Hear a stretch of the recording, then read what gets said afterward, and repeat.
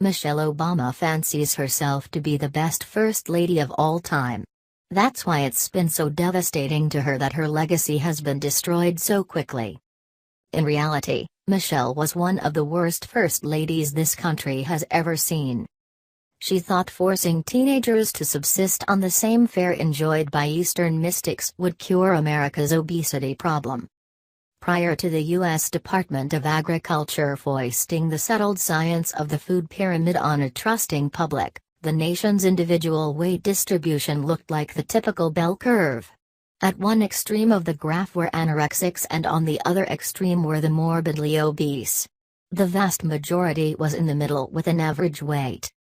Now, after 40 years of having carbohydrates stuffed down our gullet like geese in a cent copyright factory, Americans look like an upside-down bell curve, only the curve now follows the sag in our collective behinds.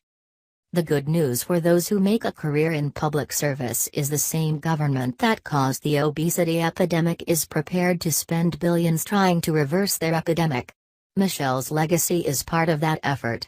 The Healthy, Hunger-Free Kids Act, passed in 2012, was designed to bypass local authority and seize control of school lunch menus. In the future, kids wouldn't be hungry due to incompetent parents. They would be hungry as a result of Michelle's one-size-fits-all menu mandate. Thank God Michelle didn't choose clothing for her legacy. Kids attending government schools would look like Red Guards. Michelle might be able to keep the menus running on time in the White House where she has the Secret Service to back her up, but in deplorable America teenagers are much more obstinate. The Washington Free Beacon reports in Indiana that students are avoiding cafeteria food. More students bring their lunch, and a few parents even check out their child from campus, taking them to a local fast food restaurant or home for lunch. The University of Vermont conducted a study of her menu in action and found food waste increased by 56%. Michelle even managed to turn formerly law-abiding children into salt pushers as flavor advocates sold takeout packets to an eager client base. Michelle even managed to make biscuits taste bad, but what would you expect from a woman that demands diners eat grits without butter or brown sugar? This is why if you passed by any school gullible enough to adopt her school lunch program, you could see Michelle's legacy being tossed from school cafeteria trash cans into the dumpster.